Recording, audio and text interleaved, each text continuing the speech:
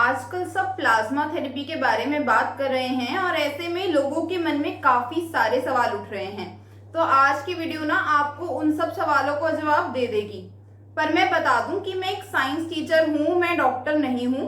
तो इस वीडियो में जो भी सवालों का जवाब है वो या तो साइंटिफिक पेपर्स को पढ़ के दिया जा रहा है या फिर दिल्ली गवर्नमेंट की गाइडलाइंस को देखते हुए दिया जा रहा है। तो आगे अगर कोई न्यू रिसर्च होती है या दिल्ली गवर्नमेंट कोई और न्यू गाइडलाइन देती है कोरोना को लेके, तो ये जो इन्फॉर्मेशन है उसमें कुछ बदलाव आ जाएगा।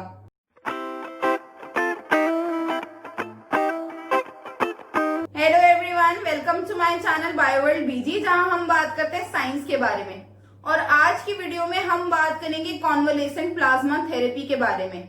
तो ये कोई नई थेरेपी नहीं है, ये पहले भी यूज होती आई है। सबसे पहले इसको डिप्थीरिया की ट्रीटमेंट के लिए यूज किया गया था। पर आज का सवाल ये है कि कोरोना के अगेंस्ट इस थेरेपी को किस तरह से यूज किया जाएगा। तो आज की वीडियो में जो क्वेश्चंस का आंसर आपको मिलेगा वो है, कॉन्वलेसेंट प्लाज्मा क्या है, कॉन्वलेसेंट प्लाज्मा थेरेपी का क्या मतलब है, प्लाज्मा थेरेपी किन लोगों को दी जाएगी, इस थेरेपी को देने में कितना समय लगता है, थेरेपी के कितने दिन बाद पेशेंट ठीक हो जाता है, क्या ये थेरेपी सेफ है, थेरेपी के लिए प्लाज्मा कौन डोनेट कर सकता है, क्या प्लाज्मा डोनेशन के बाद कोई कमजोरी आती है, क्या एक इंसान बार बार प्लाज्मा डोनेट कर सकता है, क्या प्लाज्मा डोनेशन से डोनर की खुद की इम्यूनिटी पे कोई फर्क पड़ेगा, क्या एक बार कोरोना होने के बाद डोनर को फिर कभी भी कोरोना नहीं होगा, जो पेशेंट प्लाज्मा थेरेपी से ठीक हुए हैं क्या बाद में वो भी प्लाज्मा डोनेट कर सकते हैं, जो पेशेंट प्लाज्मा थेरेपी से ठीक हुए हैं क्या उन्हें फिर से कोरोना हो सकता है, प्लाज्मा थेरेपी से कुछ लोग ठीक क्यों नहीं हो पा रहे हैं, क्या डोनर प्लाज्मा के अलावा कोई और भी तरीका है पेशेंट्स को एंटीबॉडीज देने का, क्या वैक्सीन प्लाज्मा थेरेपी से अलग हैं, क्या वैक्सीन प्लाज्मा थेरेपी से बेटर हैं। सबसे पहले जानते हैं कि कॉन्वलेसेंट प्लाज्मा होता क्या है। तो जो हमारा ब्लड है इसमें दो कंपोनेंट्स होते हैं, दो हिस्से होते हैं। जो लिक्विड कंपोनेंट है उसको हम प्लाज्मा बोलते हैं और इसके अलावा इसमें कुछ सेल्स होते हैं जैसे कि red blood cells, white blood cells और सेल के टुकड़े होते हैं जिन्हें हम बोलते हैं प्लेटलेट्स। अब ये जो प्लाज्मा होता है ना, इसमें बहुत सारे प्रोटीन्स होते हैं, उन्हीं में से एक प्रोटीन होता है एंटीबॉडी। पर सवाल है कि एंटीबॉडी ब्लड प्लाज्मा के अंदर कहां से आता है। तो अभी मैंने बताया कि ब्लड के अंदर एक तरह के सेल्स हैं जिन्हें हम बोलते हैं व्हाइट ब्लड सेल्स। ये जो व्हाइट ब्लड सेल्स हैं ये हमारी इम्यूनिटी यानी प्रतिरोधक शक्ति के लिए जरूरी हैं। ये फाइट करते हैं किसी भी कीटाणु से जो कि हमारी बॉडी के अंदर एंटर करता है। तो इन्हीं सेल्स में से एक सेल टाइप होता है जिसे हम बोलते हैं बी सेल। तो जब ये बी सेल इंटरैक्ट करता है, पहचानता है किसी कीटाणु के स्पेसिफिक हिस्सों को, तब ये एक्टिवेट हो जाता है और एक्टिवेट होने के बाद ये दो तरह के सेल्स बनाता है। एक होता है प्लाज्मा सेल और एक होता है बी मेमोरी सेल। तो ये जो प्लाज्मा सेल होता है ना, इसका काम है एंटीबॉडीज को सिक्रीट करना ब्लड प्लाज्मा के अंदर। फिर ये एंटीबॉडीज क्या करती है, उस कीटाणु के स्पेसिफिक हिस्सों को पहचानती है, उसके साथ इंटरैक्ट करती है और उसकी क्लियरेंस करा देती है हमारे ब्लड से, यानी ब्लड से उसको खत्म कर देती है। इसी तरह अगर हम वायरस की बात करें तो हम जानते हैं वायरस सेल के अंदर घुस जाता है और उसे इन्फेक्ट करता है। तो जो वायरस इन्फेक्टेड सेल है वो बहुत बार वायरस के कुछ हिस्से या कुछ प्रोटीन्स अपनी सरफेस पे शो करता है। तो ये एंटीबॉडीज उस वायरल इन्फेक्टेड सेल को भी पहचान लेती है, उसके साथ बाइंड करती है और उसे भी किल करवा देती है। अब बात की जाए कॉन्वलेसेंट प्लाज्मा का क्या मतलब है। तो कॉन्वलेसेंट प्लाज्मा का मतलब है कि उन लोगों से प्लाज्मा लेना जो ऑलरेडी कोरोना से फाइट करके रिकवर हो चुके हैं। क्यों? क्योंकि हमें एंटीबॉडीज चाहिए वायरस को मारने के लिए और स्पेसिफिक एंटीबॉडीज चाहिए जो कोरोना के हिस्सों को पहचाने और उस वायरस को खत्म कर दे। इसलिए हम उन पेशेंट से प्लाज्मा ले रहे हैं जो ऑलरेडी कोरोना से लड़के जीत चुके हैं। तो कॉन्वलेसेंट प्लाज्मा थेरेपी में क्या किया जाता है। तो कॉन्वलेसेंट प्लाज्मा थेरेपी के अंदर हम क्या करते हैं कि डोनर से सिर्फ और सिर्फ उसके ब्लड का प्लाज्मा लेते हैं और उसे धीरे धीरे पेशेंट की बॉडी में चढ़ा देते हैं जिसको जरूरत है अभी एंटीबॉडीज की। तो वो एंटीबॉडीज क्या करेगी, फिर पैथोजन को या वायरस को क्लियर करने में मदद करेगी जो पेशेंट है उसकी बॉडी में। अब अगला सवाल है कि प्लाज्मा थेरेपी किन लोगों को दी जाएगी। तो वैसे तो हमारी कोशिश रहती है कि पेशेंट जो है अपनी ही इम्यूनिटी से रिकवर हो जाए, पर बहुत से पेशेंट ऐसे भी हैं जिनकी इम्यूनिटी काफी लो है और उनकी बॉडी पूरी अच्छे से एंटीबॉडीज नहीं बना पा रही या उतनी अमाउंट में नहीं बना पा रही जितनी बननी चाहिए कोरोना से लड़ने के लिए। तो उन पेशेंट्स में जिनमें कोरोना काफी फैल गया है, उनकी कंडीशन काफी गंभीर है, जिन्हें ऑक्सीजन देने के बाद भी फर्क नहीं पड़ रहा, उनको ये थेरेपी दी जाएगी। अब सवाल आया कि इस थेरेपी को करने में कितना टाइम लगता है। तो इस थेरेपी को करने में कुछ 2 घंटे लग जाते हैं। तो जब प्लाज्मा मिल जाता है उसके बाद धीरे धीरे कुछ 200 ml प्लाज्मा पेशेंट को दिया जाता है। एकदम से हम 200 ml प्लाज्मा नहीं दे सकते पेशेंट को, क्योंकि ब्लड वॉल्यूम एकदम से बहुत ज्यादा अगर बढ़ जाएगी तो ये हमारे दिल पे भी असर डाल सकती है। तो उसको बचाने के लिए इसको धीरे धीरे पेशेंट को दिया जाएगा। अब सवाल आया कि थेरेपी मिलने के कितने दिन बाद रिसीवर ठीक हो जाएगा, पेशेंट ठीक हो जाएगा। तो चाइना में एक रिसर्च हुई थी, उसमें ये देखा गया था कि थेरेपी मिलने के 3 दिन बाद ही पेशेंट को आराम आना स्टार्ट हो जाता है और थेरेपी के 7 दिन बाद पेशेंट बिल्कुल ठीक हो जाते हैं। अब बात आई क्या ये थेरेपी सेफ है। तो ये थेरेपी काफी सेफ है, पर बहुत ही कम परसेंट पेशेंट में ऐसा भी हो सकता है कि उन्हें कोई बैड ट्रांसफ्यूजन रिएक्शन आए। तो जब हम नॉर्मली ब्लड या ब्लड का कोई कंपोनेंट एक पेशेंट को देते हैं तो बहुत स्मॉल परसेंटेज ऑफ पेशेंट में देखा गया है कि उन्हें ना उसका रिएक्शन हो जाता है कि 1-2 दिन उनको फीवर या इचिंग जैसी प्रॉब्लम होती है, पर वो बहुत रेयरली होता है लोगों में। एक और रिस्क जो प्लाज्मा थेरेपी के साथ एसोसिएटेड हो सकता है वो है एंटीबॉडी डिपेंडेंट एनहांसमेंट। इसमें क्या होता है कि जब आपको एंटीबॉडीज बाहर से दी जाती है शरीर में, तो जो एंटीबॉडीज है वो वायरस का इन्फेक्शन बढ़ा देती है और उन सेल्स में वायरस का इन्फेक्शन करा देती है जिस सेल को वायरस नॉर्मली अटैक नहीं करता। पर क्या ये सच में होगा या नहीं होगा ये कहना बहुत मुश्किल है। इसका अभी डाटा पूरी तरह से अवेलेबल नहीं है। तो ऑल ओवर हम कह सकते हैं प्लाज्मा थेरेपी अभी के हिसाब से काफी सेफ थेरेपी है। अब सवाल आया कि कौन लोग प्लाज्मा डोनेट कर सकते हैं दूसरों की लाइफ बचाने के लिए। तो वो लोग जिनको कोरोना से इन्फेक्शन हुआ था और वो ठीक हो चुके हैं और ठीक हुए उन्हें 14 दिन हो गए और 14 दिन में उन्हें कोई भी सिम्टम नहीं आया, वो अपना प्लाज्मा दे सकते हैं इस थेरेपी के लिए। इसी तरह जो डोनर है उसकी एज होनी चाहिए 18 से 60 के बीच और जो डोनर है उसका वेट 50 kg से कम नहीं होना चाहिए। इसके अलावा जो डोनर है उसे कोई और बड़ी बीमारी जैसे कि कैंसर, डायबिटीज, कोई lung problem, heart, kidney issue कुछ भी नहीं होना चाहिए। इसके अलावा देखा जाएगा कि कोरोना वायरस स्पेसिफिक एंटीबॉडीज की क्या अमाउंट है डोनर के प्लाज्मा में, क्योंकि एक सफिशिएंट अमाउंट जरूरी है प्लाज्मा थेरेपी के लिए। इसी तरह ये भी देखा जाएगा कि डोनर के प्लाज्मा में कोई और कीटाणु या इन्फेक्शियस एजेंट तो नहीं है, क्योंकि हम जानते हैं जैसे HIV है, हेपेटाइटिस B है, C है, ये सब भी प्लाज्मा के थ्रू ट्रांसमिट हो सकता है। तो डोनर के प्लाज्मा को स्क्रीन किया जाएगा इन डिसीजेस के लिए भी। इसी तरह अगर कोई प्रेग्नेंट लेडी है जो कोरोना से रिकवर हुई है या जिसने अभी रिसेंटली डिलीवरी की है तो उनका भी प्लाज्मा हम नहीं यूज कर सकते प्लाज्मा थेरेपी के लिए। इसके अलावा डोनर का ब्लड प्रेशर चेक किया जाएगा। अगर ये सारे क्राइटेरिया एक डोनर पास कर लेता है तो वो प्लाज्मा को डोनेट कर सकता है।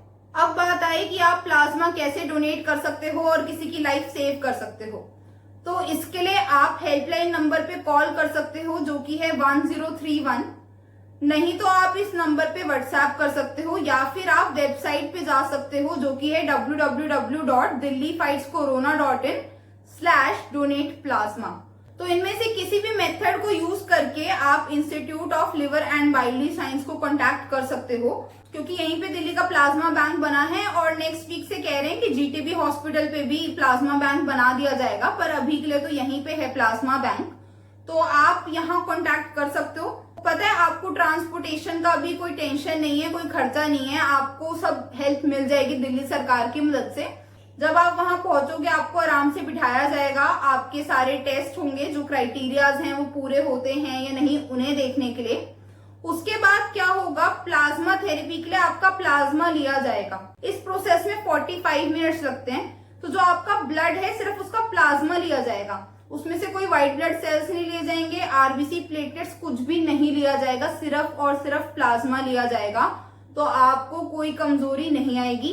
अगर आपको लगता है कि इसकी वजह से आपकी ब्लड वॉल्यूम कम हो जाएगी, तो ऐसा भी कुछ नहीं होगा, क्योंकि सलाइन सोल्यूशन भी आपको दिया जाएगा ताकि आपकी खुद की ब्लड वॉल्यूम भी मेंटेन रहे। तो अगर आप प्लाज्मा डोनेट करते हो तो आपको कोई प्रॉब्लम नहीं होगी, आपके लिए कोई रिस्क नहीं है, आपको कोई कमजोरी नहीं आएगी, बल्कि आप किसी की जान बचा पाओगे। अब सवाल आया, क्या एक इंसान बार बार प्लाज्मा डोनेट कर सकता है? तो आप एक बार प्लाज्मा डोनेट करने के 14 दिन बाद फिर से प्लाज्मा डोनेट कर सकते हो। तो जब आप डोनेशन के लिए प्लाज्मा बैंक में जाओगे, फिर से आपके सारे टेस्ट होंगे, देखा जाएगा बीपी नॉर्मल है कि नहीं, और सबसे जरूरी कि आपकी प्लाज्मा में एंटीबॉडीज की अमाउंट अभी भी सेम है, जितनी चाहिए उतनी है या नहीं। तो वो सारे आपके टेस्ट होंगे और इसके बाद आप फिर से प्लाज्मा डोनेट कर सकते हो। बहुत सारे लोग जिनका कोरोना ठीक हो गया है वो अभी भी आगे नहीं आ रहे प्लाज्मा डोनेट करने के लिए, क्योंकि उन्हें ये लगता है कि अगर वो प्लाज्मा डोनेट कर देंगे तो उनकी इम्यूनिटी खुद खराब हो जाएगी, उस पर कोई फर्क पड़ जाएगा। तो आप लोगों की इम्यूनिटी पे कोई फर्क नहीं पड़ेगा अगर आप प्लाज्मा डोनेट कर देते हो। तो अभी साइंस का लॉजिक क्या है कि आपकी बॉडी में प्लाज्मा सेल्स हैं जो कि एंटीबॉडीज बना रहे हैं, तो वो एंटीबॉडी सफिशिएंट अमाउंट में बन रही है, तो आप डोनेट करोगे तो आपको कोई प्रॉब्लम नहीं होगी। एक सच्चाई ये भी है कि ये जो प्लाज्मा सेल्स हैं खुद भी कुछ दिनों बाद मर जाएंगे। तो देखा गया है कि बहुत सारे पेशेंट्स में ठीक होने के कुछ 3 महीने बाद एंटीबॉडीज की अमाउंट बहुत ज्यादा गिर गई है, क्योंकि प्लाज्मा सेल्स मर गए। तो आपके नेचुरली मरने प्लाज्मा सेल्स, पर अगर आपको फिर से री इन्फेक्शन होता है, इन केस आप प्रिकॉशंस नहीं ले रहे, आपको री इन्फेक्शन हो सकता है, तो उस केस में आपके मेमोरी सेल्स जो हैं उस इन्फेक्शन से फाइट ऑफ कर लेंगे और आपको बचा लेंगे। पर ऑब्वियसली आप दोबारा बीमार नहीं होना चाहते, तो मास्क और सैनिटाइजर जरूर लगाना। पर इसका मतलब ये भी नहीं है कि आप प्लाज्मा डोनेट ना करो, क्योंकि जिस समय प्लाज्मा सेल आपकी बॉडी में है, चाहे आप प्लाज्मा डोनेट करो या ना करो, आपकी इम्यूनिटी तो सेम रहेगी। तो इट्स बेटर कि आप अपना प्लाज्मा डोनेट करके किसी की लाइफ बचा लो। क्या एक बार कोरोना होने के बाद डोनर को कभी फिर कोरोना नहीं होगा, या उसे दोबारा कोरोना होगा तो वो डेफिनेटली ठीक हो जाएगा? क्या दोबारा कोरोना वायरस आपकी बॉडी में एंटर कर गया तो आपको जरूर वो इन्फेक्ट करेगा, सिम्टम्स भी आएंगे, पर मेमोरी सेल्स जो हैं 2-3 दिन में ही आपको ठीक कर देंगे। अब बात की जाए लॉन्ग टर्म इम्यूनिटी की, क्या आप हमेशा के लिए इम्यून हो गए कोरोना वायरस से? क्या हमेशा ही आपका सिस्टम उस कोरोना वायरस से लड़ लेगा? तो इसका कोई फिक्स जवाब अभी नहीं है। तो हम लड़ रहे हैं यहाँ पे कोरोना वायरस सार्स कोविड-2 से, पर जो इससे पहले के वायरस है, MERS वायरस है, सार्स वायरस है, तो उस केस में देखा गया था कि जो पेशेंट हैं वो 1 से 3 साल इम्यूनिटी शो कर रहे हैं। तो हो सकता है कोरोना वायरस के अगेंस्ट भी उतने साल तक आपकी बॉडी में इम्यूनिटी रहे, मेमोरी सेल्स रहे। एक स्टडी ने तो ये तक कहा कि एक दूसरे तरह के सेल्स भी होते हैं जो आपको मदद करते हैं वायरस से लड़ने में, जिन्हें हम कहते हैं टी सेल्स। तो काफी इंपॉर्टेंट होते हैं टी साइटोटॉक्सिक सेल्स लड़ने के लिए वायरस से। तो कुछ पेशेंट में तो 6 से 11 साल तक भी वो टी सेल्स देखे गए हैं कि सरवाइव कर गए। पर एग्जैक्टली ये जो सार्स कोविड-2 है उसके केस में भी यही होगा या कुछ अलग होगा, इसके लिए हम कुछ डेफिनेट नहीं कह सकते, कोई भी रिसर्च अभी नहीं है। तो रिकमेंड तो मैं यही करूंगी कि आप लोग अभी भी अगर घर से बाहर निकलते हो तो मास्क और सैनिटाइजर जरूर अपने साथ रखो। अब सवाल आया कि जो पेशेंट प्लाज्मा थेरेपी मिलने के बाद ठीक हुए हैं, क्या वो बाद में प्लाज्मा डोनेट कर सकते हैं दूसरों की जान बचाने के लिए? अब देखो, जो पेशेंट जिसको प्लाज्मा थेरेपी दी गई है, एक तो उसकी इम्यूनिटी लो है इसलिए उसको प्लाज्मा थेरेपी दी गई, तो एक तो वो एंटीबॉडीज वैसे ही कम बना रहा है, तो जब अपने लिए कम थी तो शायद डोनर की तरह भी उसके पास कम होगी। दूसरा क्या होगा कि सपोज करो ये वायरस है, ठीक है, ये बॉडी के अंदर था पेशेंट की, ये उसने एंटीबॉडी रिसीव की, दोनों ने आपस में इंटरेक्शन किया और ये पूरा ही क्लियर हो गया बॉडी के अंदर से। तो अब एंटीबॉडी भी नहीं रही आपकी बॉडी में और वायरस भी नहीं रहा, आप ठीक हो गए, पर एंटीबॉडी भी खत्म हो गई। तो यानी कि प्लाज्मा थेरेपी से आप जो ठीक हो गए ना, वो उस समय आप ठीक हो गए, कोई एडिशनल एंटीबॉडीज नहीं आई आपकी बॉडी में। और जो साइंस का लॉजिक है उसके हिसाब से आपके पास सफिशिएंट एंटीबॉडीज नहीं बनेगी कि आप डोनर की तरह उसे दे सको किसी और को। इसी तरह एक सवाल है लोगों के मन में कि हम प्लाज्मा थेरेपी से ठीक तो हो गए, क्या हमें भी फिर से कोरोना हो सकता है या अब हम इम्यून हो चुके हैं? तो आप लोगों को भी खतरा है कि आपको दोबारा कोरोना इन्फेक्ट कर दे अगर आप ठीक से प्रिकॉशन नहीं ले रहे, बाहर आप बिना मास्क के निकल रहे हो। तो अब एक सवाल आया कि प्लाज्मा थेरेपी मिलने के बाद 100% लोग ठीक क्यों नहीं हो रहे? तो इसका एक रीजन तो ये हो सकता है कि जो डोनर की एंटीबॉडी आपको मिल रही है वो अलग है जो एंटीबॉडी चाहिए आपको उससे। इसका क्या मतलब है कि जो आपके ब्लड प्लाज्मा के अंदर वायरस है वो तो एंटीबॉडी क्लियर कर रही है डोनर की, पर जो वायरस इन्फेक्टेड सेल हैं उसको नहीं पहचान पा रही डोनर की एंटीबॉडी। हम सबकी जेनेटिक्स अलग अलग होती है, तो इस हिसाब से क्या हो सकता है कि जो आपका वायरस इन्फेक्टेड सेल है वो अपनी सरफेस पे वायरस के वो पार्ट शो कर रहा है जो कि डोनर की एंटीबॉडी नहीं पहचान पा रही, और वायरस इन्फेक्टेड सेल को खत्म करना बहुत जरूरी होता है। तो हो सकता है कि वो एंटीबॉडी आपके वायरस इन्फेक्टेड सेल को नहीं खत्म कर पा रही, इसलिए प्लाज्मा थेरेपी आपके लिए वर्क नहीं कर रही। दूसरा एक और रीजन हो सकता है प्लाज्मा थेरेपी वर्क ना करने का, वो ये है कि जो प्लाज्मा डोनर की एंटीबॉडीज हैं वो लो क्वालिटी एंटीबॉडीज हैं, वो बहुत अच्छी है ही नहीं वायरस को खत्म करने के लिए ऑल ओवर। पर तुम कहोगे कि यार फिर वो जो पेशेंट है, वो जो डोनर है, वो अपने टाइम में कैसे ठीक हो गया? तो क्या होता है, सिर्फ बी सेल्स नहीं है जो आपको ठीक करते हैं, जो आपके वायरस को खत्म करते हैं। बॉडी में एक और तरह के सेल्स होते हैं जिन्हें हम बोलते हैं टी सेल्स। तो काफी मेजर रोल प्ले करते हैं वायरस को फाइट करने में। तो हो सकता है उस डोनर के वो टी सेल्स स्ट्रॉन्ग थे और उसने उसको मदद किया कोरोना वायरस को फाइट करने के लिए। अब एक्चुअली टी सेल्स की स्टडी करना बहुत मुश्किल होता है, इसलिए इसके लिए बहुत कम डेटा अवेलेबल है कि टी सेल्स कैसे लड़ रहे हैं कोरोना से। पर ये डेफिनेट है कि टी सेल्स भी वायरस को खत्म करने में हमें हेल्प करते हैं। तो हो सकता है डोनर तो इसलिए ठीक हो गया क्योंकि उसके टी सेल्स अच्छे थे, पर उसकी एंटीबॉडीज उतनी अच्छी क्वालिटी की नहीं है, इसलिए प्लाज्मा थेरेपी आपके लिए वर्क नहीं की, आपके पेशेंट के लिए वर्क वो नहीं कर पाई। बहुत ज्यादा जरूरत है कि कोई और सोर्स भी हो प्री फॉर्म्ड एंटीबॉडीज का उन पेशेंट्स के लिए जिनकी इम्यूनिटी वीक है। तो क्या हम किसी और टेक्नोलॉजी को यूज करके एंटीबॉडीज लैब में बना सकते हैं? तो डोनर प्लाज्मा के अलावा भी एंटीबॉडीज को लैब में बनाया जा सकता है हाइब्रिडोमा टेक्नोलॉजी को यूज करके, पर इसमें काफी टाइम लगता है और काफी पैसा भी लगता है। तो इस पे काम चल रहा है, तो उम्मीद तो है कि जल्द ही मार्केट में एंटीबॉडीज अवेलेबल होंगी कोरोना के अगेंस्ट। अब सवाल आया कि ये जो वैक्सीन हैं वो प्लाज्मा थेरेपी से अलग कैसे हैं? तो प्लाज्मा थेरेपी में हम प्री फॉर्म्ड एंटीबॉडीज दे रहे हैं पेशेंट को ताकि वो उस समय रिस्क से बाहर आ जाए और ठीक हो जाए। पर वैक्सीन्स में हम क्या करते हैं, एक वायरस की वीक फॉर्म डालते हैं बॉडी में, ठीक है। उससे क्या होगा, जो हमारे नेचुरली बी और टी सेल्स हैं वो उसको देखेंगे, उसके साथ इंटरेक्ट करेंगे, फाइट करेंगे और मेमोरी सेल्स बना के रख लेंगे। उसके बाद क्या होगा, जब असली स्ट्रॉन्ग वायरस आएगा ना आपकी बॉडी में, तो वो मेमोरी सेल्स उसे पहचानेंगे और ऐसे रिएक्ट करेंगे जैसे पहले वो स्ट्रॉन्ग वायरस आया था उनकी बॉडी में। हालांकि हमने डाला वीक है, पर वो रिएक्ट इस तरह से करेंगे, तो उस समय क्या होगा, वो जल्दी से वायरस को एलिमिनेट कर देंगे। तो वैक्सीन एक तरीका है, एक बेटर तरीका है इम्यूनिटी डेवलप करने का। पर वैक्सीन बनने में टाइम बहुत लगता है, उसमें बहुत सारे ह्यूमन ट्रायल्स, एनिमल ट्रायल्स करने पड़ते हैं, फिर जाके एक वैक्सीन तैयार होती है। और जो अभी एस्टिमेट हम लगा रहे हैं उस हिसाब से साल के एंड तक ही शायद एक वैक्सीन बनके तैयार होगी।